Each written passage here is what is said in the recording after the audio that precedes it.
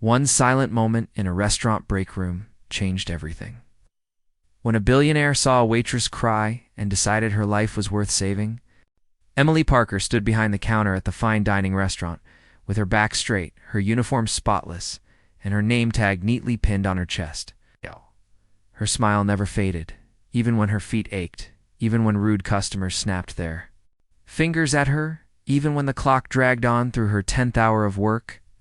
No one could see the storm behind her smile. No one cared to ask. To them, she was just a waitress, another face passing them their wine or clearing their plates. But behind that polite voice and that ever-ready notepad was a young woman trying to survive a life that had turned cruel far too early. Emily was only 23, but her eyes held the tiredness of someone who had lived decades of hardship. A few years ago, she had been a college student studying nursing, dreaming of working in hospitals and helping people. She loved learning about the human body, reading medical books late into the night. Her dream was to become a nurse and maybe, one day, a doctor. But all those dreams were put on hold the day her parents died in a car crash. One phone call. It's all it took to shatter her world. Her parents had gone to visit relatives out of town. On their way back, their car was hit by a drunk driver. Emily was called to the hospital, only to be told that both her parents had died on the spot. The pain was unbearable, but there was no time to mourn. She had a 10-year-old brother, Ben, who was suddenly an orphan, just like her. Emily dropped out of college the next day. She took up a job as a waitress to support both of them. She worked during the day and at night, cooked meals, helped Ben with homework, paid rent, and managed their home. She did it all without complaints. There was no one else. No relatives who offered help, no government support that lasted more than a few weeks, just her. She was mother, father, sister, and friend to Ben.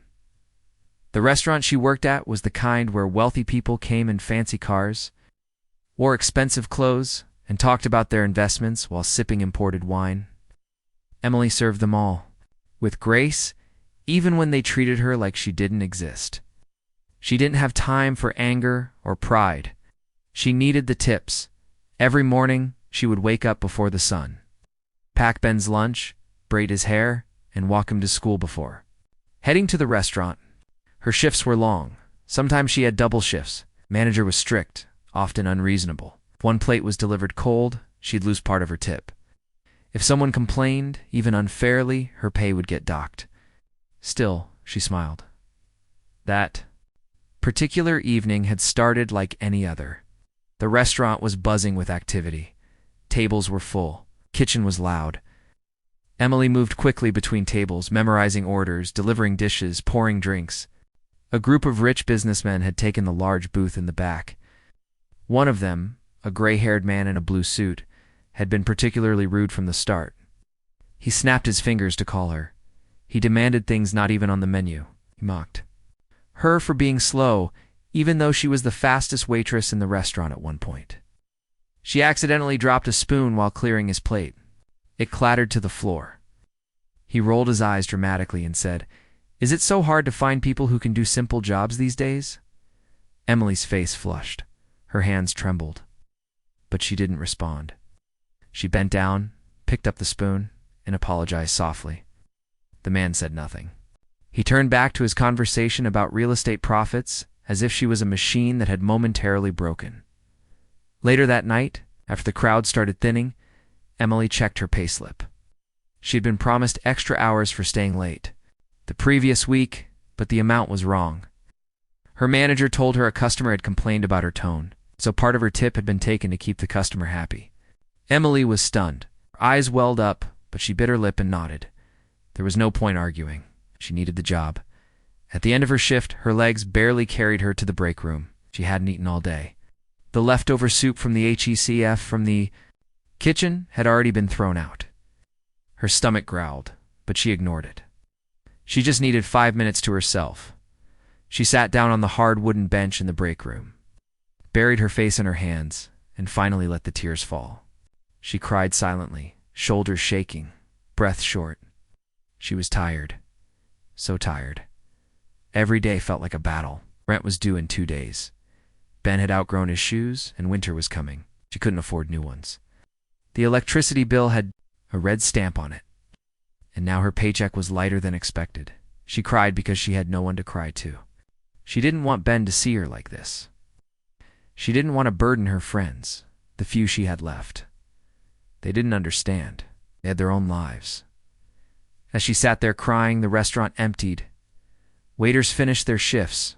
Lights were dimmed. No one came in. No one knocked on the door. Or so she thought. What she didn't know was that someone had seen her. Through the narrow glass window on the break room door, a man sitting in a private corner had noticed her disappear. He'd seen her earlier, serving with grace and patience. He'd watched as that businessman insulted her. He'd seen her forced smile, and now he saw her hunched over in tears. That man was Richard Hayes. To everyone else in the restaurant, he was just another wealthy customer. But Richard wasn't just rich. He was one of the richest men in the country. Founder of a successful tech company, investor in multiple startups, and known as the quiet billionaire. He rarely made public appearances, didn't talk to the media, and was known for being emotionally distant.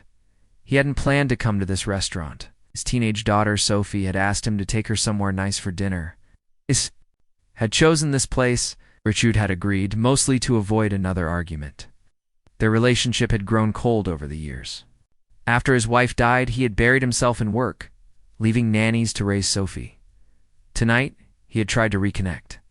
The dinner had been quiet, awkward, but when he saw Emily crying through that small window, something inside him cracked. He didn't know her name. He didn't know her story. But something about her tears felt too familiar. Years ago, he had seen his wife cry like that. It's back when they were young and poor, before the company, before the money. She had worked as a waitress too. He had almost forgotten that version of his life. Seeing Emily now was like seeing a ghost from his past, a reminder of what he had lost. The kindness he had stopped showing, of the people he had stopped noticing.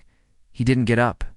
He didn't speak. He simply watched her silently, something heavy forming in his chest. The sound of her quiet sobs behind the break room door stayed with him long after he left the restaurant that night. Emily wiped her tears, washed her face, and forced herself to smile again.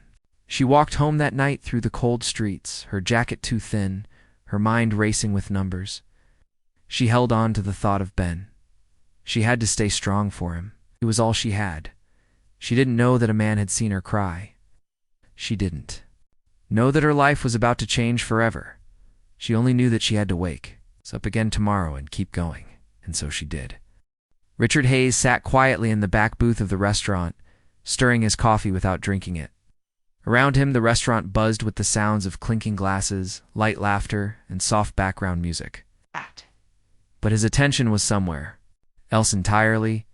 His eyes were fixed on the break room door at the far end of the restaurant, just beside the kitchen. Through the small square window in the door, he had seen something that disturbed him in a way he hadn't felt in years. He had seen the waitress, the same one who had served him earlier, sitting alone on a bench, crying with her face in her hands. At first, he thought maybe he had imagined it. But when he looked again, there was no mistake. She was shaking quietly, clearly trying to hide her tears from the rest of the world. Her back was curved inward, like she was trying to disappear. The sadness pouring from her body was raw, painful, and real. Richard wasn't the kind of man who usually noticed waitresses. In fact, he wasn't the kind of man who noticed much of anything outside of business meetings, stock charts, and company reports. For most of his life, he had been laser-focused on success. That focus had made him a billionaire, but it had also made him distant from people, from emotions, from even his own daughter. Yet tonight, something was different. Something about that crying waitress had frozen him in place. Her name, he later found out, was Emily. But in that moment, she was simply a young woman breaking down in silence while the world kept turning. He sat back in his chair, his mind far away. His daughter Sophie sat across from him, scrolling through her phone. She had barely spoken during dinner, other than a few short answers when he asked how school was going.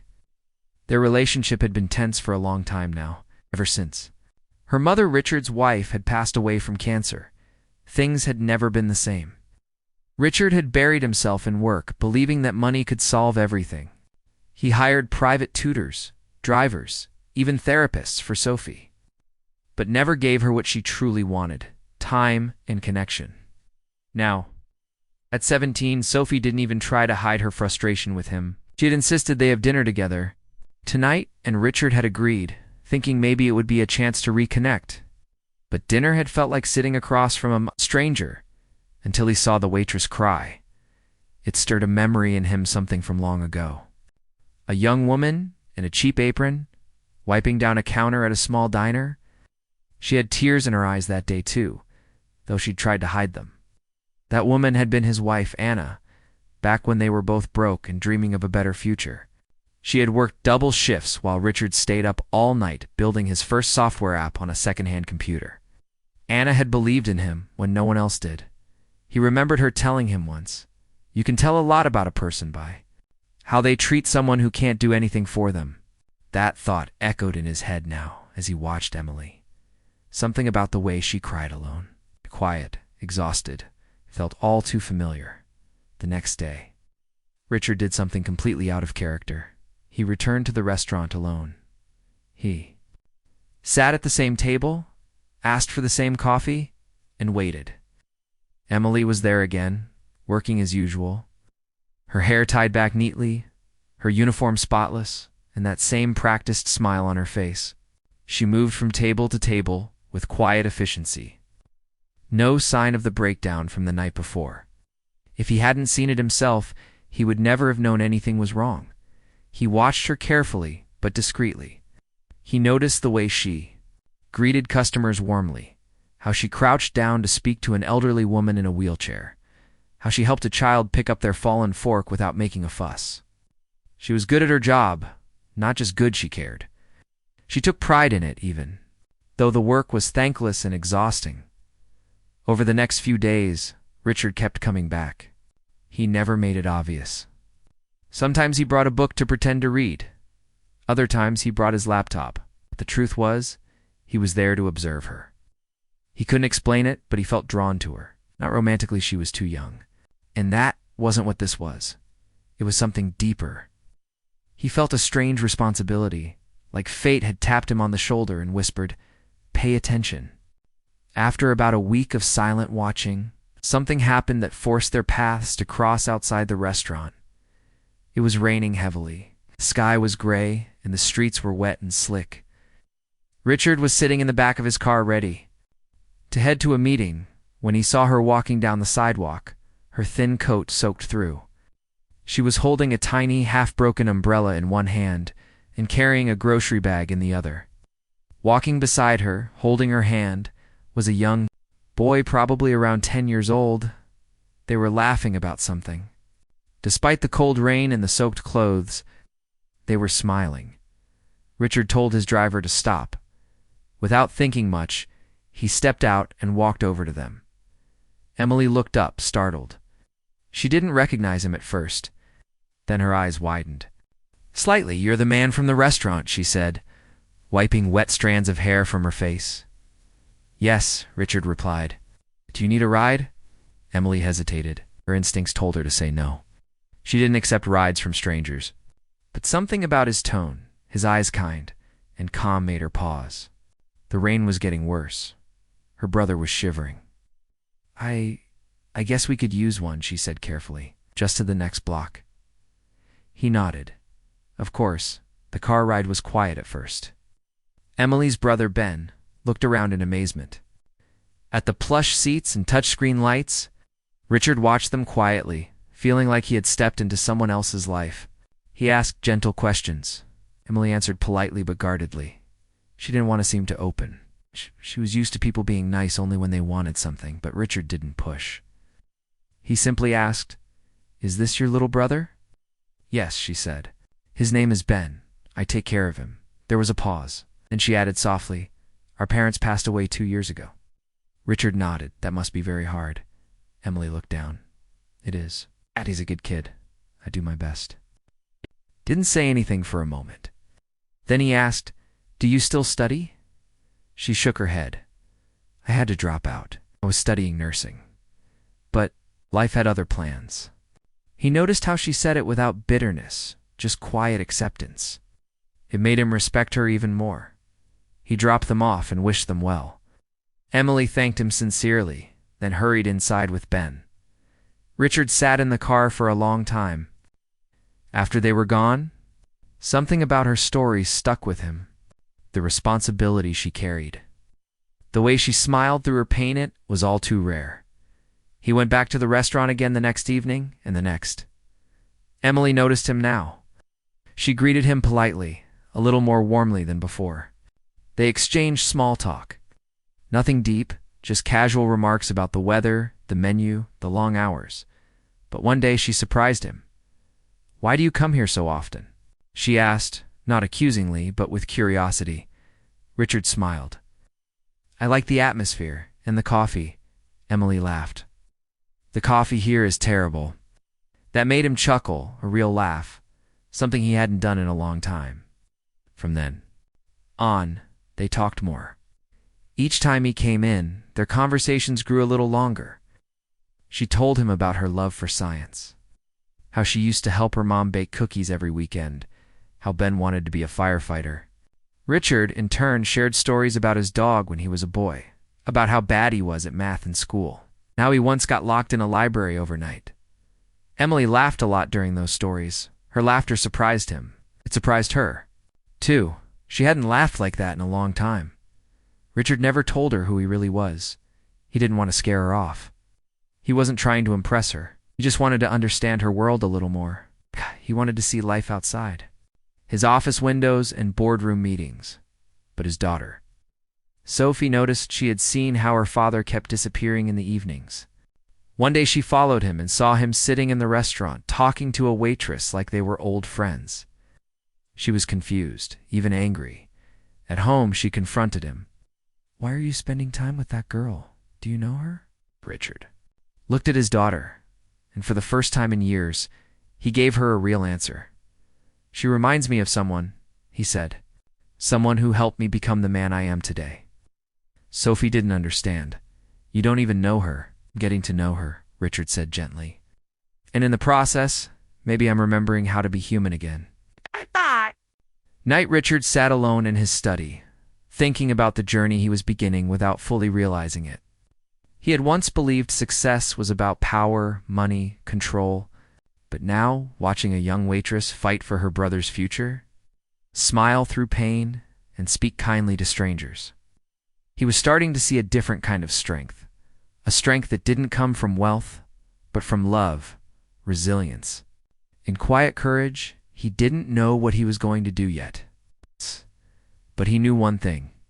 He couldn't just walk away.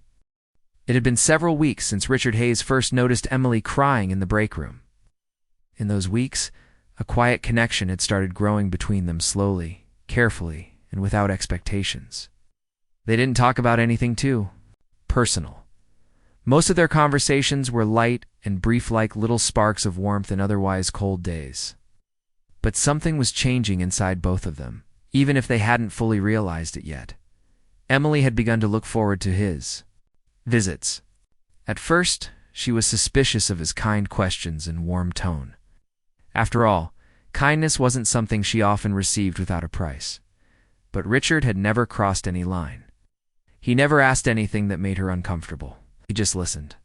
And in a world where everyone seemed to ignore her pain, having someone who actually listened was rare and comforting.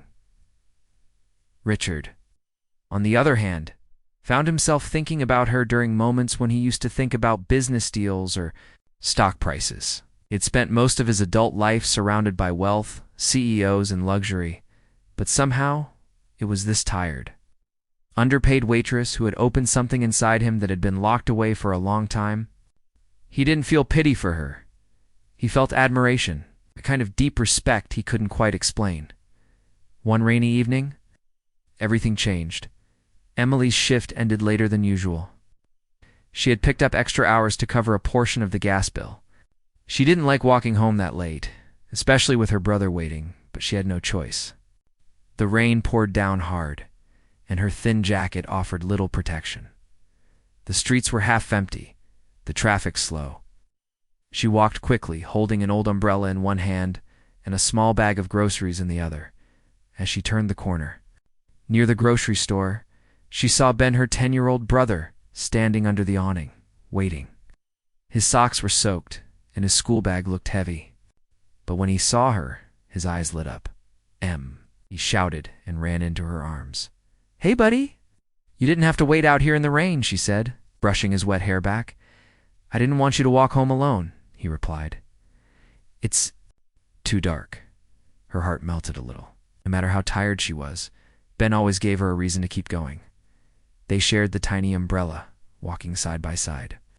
Emily told him silly stories about customers at the restaurant, and Ben giggled. For a few minutes, the rain didn't feel so bad. Just then, a sleek black car pulled up beside them. The tinted window rolled down, and Emily immediately recognized the man inside. "Need a ride?" Richard asked, his voice gentle but clear over the rain. Emily hesitated. "We're fine, really." "It's not far. You're both soaked." Richard said, "Please, let me help." Ben looked at her with hopeful eyes. Emily sighed. "Just to the next block," she said. They climbed into the warm car, the seats soft and the silence peaceful. For a moment, Emily let herself relax. She realized how exhausted she truly was. "This is my brother, Ben," she said softly. "Hi, Ben," Richard replied with a smile. "I'm Richard." Ben nodded shyly, clearly impressed by the fancy car and kind stranger in that short ride. Richard observed everything quietly, the worn shoes on Ben's feet, the patched-up jacket Emily wore, the way she gently adjusted her brother's seatbelt and ran her fingers through his damp hair. This wasn't just a girl working hard. She was carrying the weight of 2 lives on her shoulders when they reached their building, a tired, aging apartment with broken steps and flickering hallway lights. Emily quickly thanked him and hurried inside with Ben. She didn't want him to see where she lived, but Richard had already seen enough.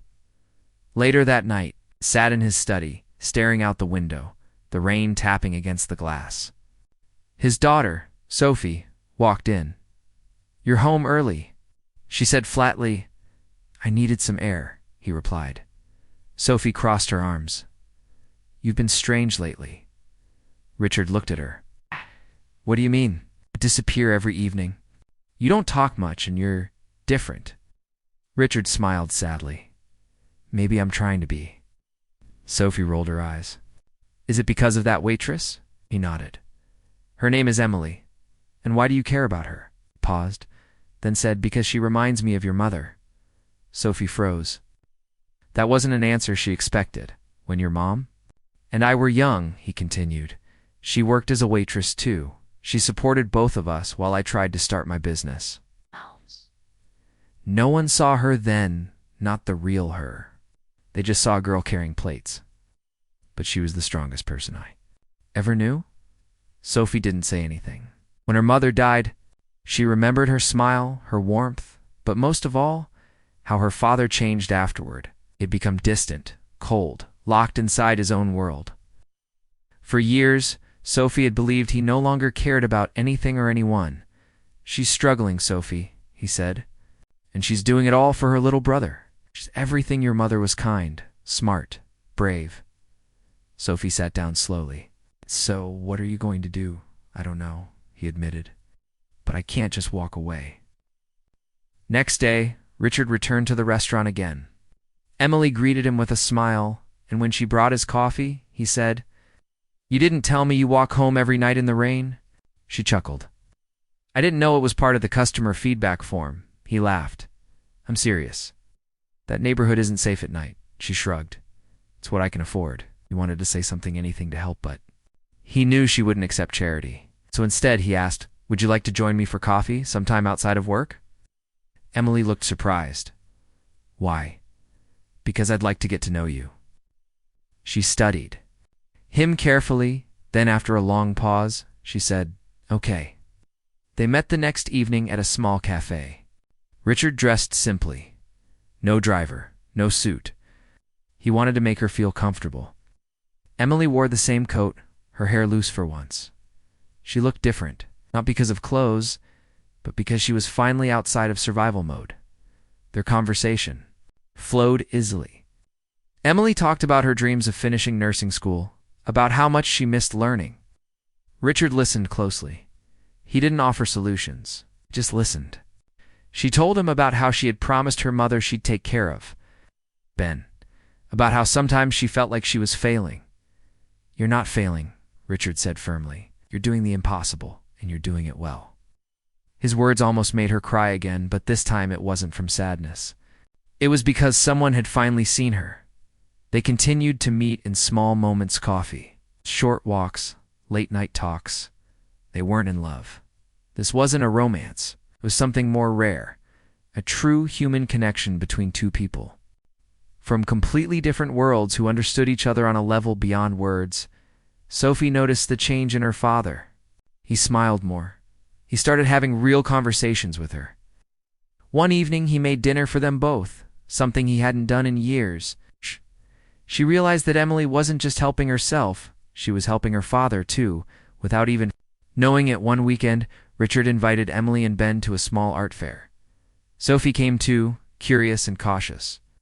At first she didn't say much. But when Ben started explaining a painting using the words firepower and dragon tears, Sophie laughed. She hadn't laughed like that in months. By the end of the afternoon, Emily and Sophie were talking like friends.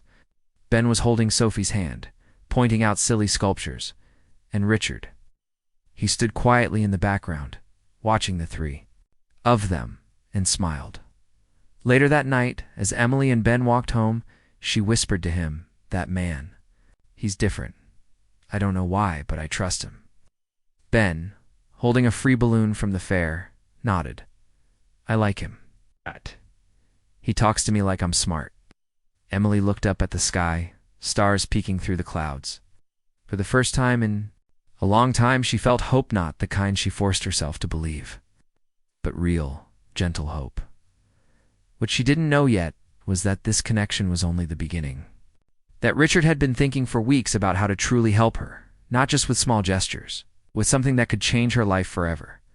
She also didn't know that a secret was about to come out, one that would shake her, confuse her, and test everything she believed about trust and kindness. But for now, she walked home with her little brother, smiling, not knowing that her world was already beginning to shift. The days that followed the art fair felt different for Emily. For the first time in a long while, she didn't feel like she was drowning every second of the day. It wasn't that her problems had disappeared, she still had rent to pay, long shifts to work, and bills that kept stacking up, but something had changed inside her. A quiet feeling had begun to grow, like the soft light before sunrise. Hope. She had started to believe that maybe, just maybe, things could get better, and a lot of that had to do with Richard. Their friendship had grown naturally. Like a small plant watered with kindness and trust, Emily didn't know why someone like him cared about her. She had always kept her guard up around people, especially wealthy ones. But Richard wasn't like others. He never made her feel small. He didn't try to fix her life or make promises he couldn't keep. He just showed up, again and again, with his quiet concern, his gentle questions, and his warm presence. Emily had no idea who Richard truly was. She thought he was just a kind, older man with a lot of free time and a big heart. He had never mentioned his last name, never talked about his company, never once shown off his wealth, and she never asked. She liked the mystery. It made her feel like their connection wasn't about status, but something deeper. One Thursday afternoon, something strange happened at the restaurant. Emily was on her break, sitting in the back with a cup of tea and her tattered notepad, scribbling ideas for a part-time nursing course she hoped to join someday. One of her co-workers rushed in, phone in hand, eyes wide with shock. "Emily, you're not going to believe this?" she said breathlessly. "What is it? The guy, the one who comes in here all the time and sits in your section? The one you always talk to? He's all over the internet right now." Emily blinked, confused. "What do you mean?" Her coworker held up her phone. There, on the screen, was a photo of Richard in a black suit, standing next to the mayor at some charity event. The headline read, "Tech billionaire Richard Hayes donates $10 million to support orphans and single-parent families." Emily stared at the screen, frozen. Her hands trembled slightly as she took the phone. No, That can't be him, she whispered. It is him, her coworker said. That's the guy, right? He's like super famous. He owns that tech company? What's it called? Hayes Technologies? Emily's mind raced. She remembered something Richard had once said about software and apps. But she had never connected the dots. He never acted rich, never talked like he was powerful. He just listened. He just cared. But it was him. She put the phone down and stood up slowly. Her heart was beating so fast it felt like it might burst. She walked back to the floor, eyes scanning the restaurant. Richard wasn't there that day. Suddenly the place felt unfamiliar. Even the customers looked different to her, richer, colder. For the first time in weeks, she felt out of place again. That evening. She didn't wait for his visit. The next day, Richard showed up like he always did. But this time, Emily didn't come to his table. She asked another server to take over. She watched from the corner, pretending to be busy. When Richard finally noticed she was avoiding him, he stood up and walked to the back, near the break room. Emily, he said softly, catching her by the kitchen door. She turned around slowly. Her eyes were sharp, full of emotion. Why didn't you tell me? She asked. I didn't want to scare you off, he said gently. I didn't want you to think I was helping you out of pity. Her jaw clenched. So you just hid it? I wanted you to see me as a person, not as a billionaire.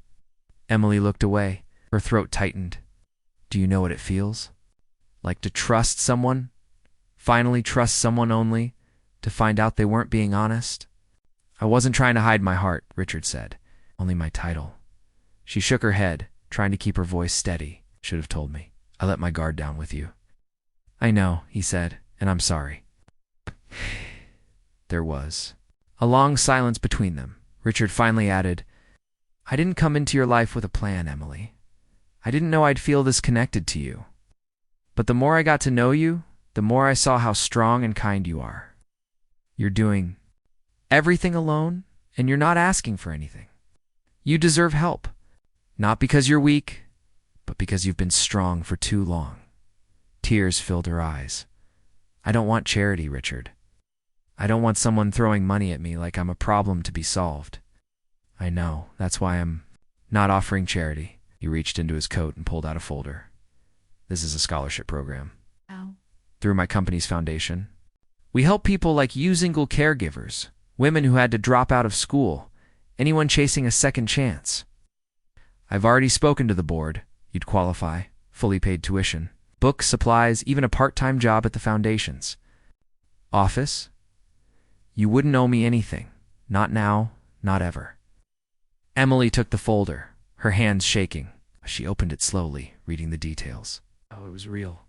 It was everything she had dreamed of, but never dared to believe she could have again. But, Why me? She whispered. Richard smiled softly.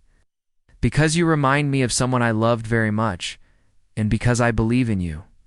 Emily looked down. Her heart was heavy, confused, grateful, and overwhelmed all at once. She had spent so long fighting to stay afloat. She had forgotten what it felt like to be seen not as a problem, but as a person with potential. I need time, she said finally. Take all the time you need, he replied. For days, Emily didn't speak to Richard. She avoided his texts and didn't answer his calls. She spent hours thinking, walking, holding the scholarship folder like it was a puzzle she couldn't solve. One night, she sat on the floor of her apartment with Ben, who was doing his homework. Benny, she asked softly, if I went back to school, would you be okay with that? I'd still work part-time, and I'd always be here for you, but things might change a bit. Ben looked up and smiled. I think you'd be the best nurse in the whole world. Emily laughed, the tears falling silently this time. She made her decision the next morning. When Richard saw her walk into the foundation's office with the folder in her hand, he stood up immediately. I'd like to accept, she said simply, but only if I can also work. I don't want everything handed to me. Richard smiled, his eyes soft. Deal. She started working at the foundation part-time as a trainee caseworker, helping organize health programs for underprivileged families. Every afternoon, she attended classes. Every evening, she came home to Ben, cooked dinner, and helped him with homework. It wasn't easy. She barely slept. She struggled in some subjects. But she had purpose. And with purpose, even exhaustion felt different. One day, a journalist heard about her story, about the waitress who became a scholarship recipient and was now changing lives herself. The article went viral. Emily's name was suddenly on news websites. Messages poured in from people she had never met: single mothers, struggling students, caregivers thanking her for inspiring them. Emily didn't feel like a hero. She just felt lucky. But deep down, she knew it wasn't luck. It was kindness. One person's decision to notice her pain, to care. To act. She hadn't just found help. She had found people who believed in her when she had stopped believing in herself. And as she stood in her new office at the foundation, looking at the photo of her parents on her desk, she whispered, "I'm doing it, Mom. I'm finally doing it." 3 years passed like a quiet breeze, low at first, then suddenly gone. For Emily, every single day of those 3 years had been full of effort, full of learning, and full of change. She had started from nothing, broken and tired, working long hours to survive. But now, she stood tall, not just as a survivor, but as someone who had built a whole new life from the pieces of her past. Emily had become a nurse. She still remembered the day she received her final results.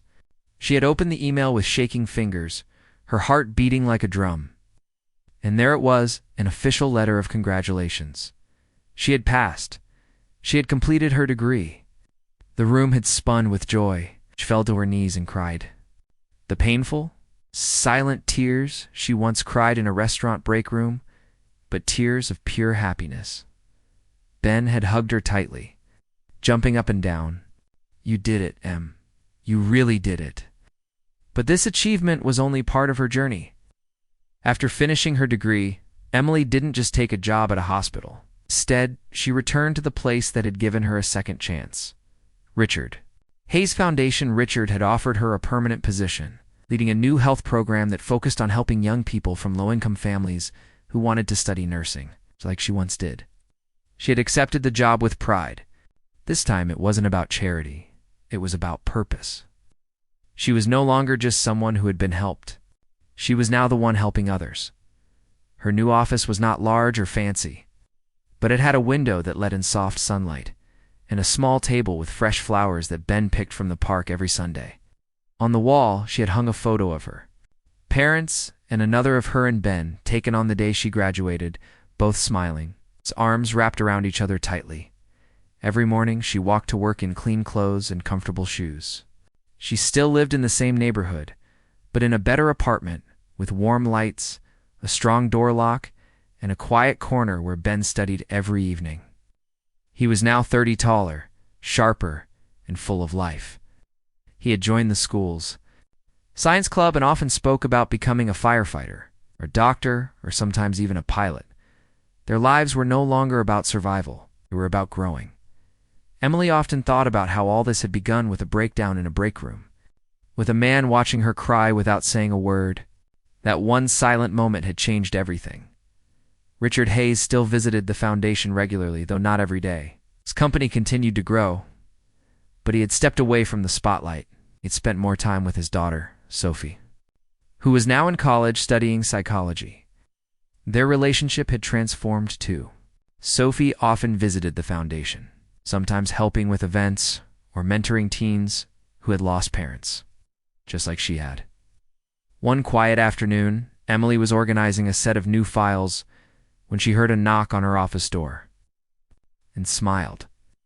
Richard stood there, holding 2 cups of coffee. "Peace offering," he said, walking in.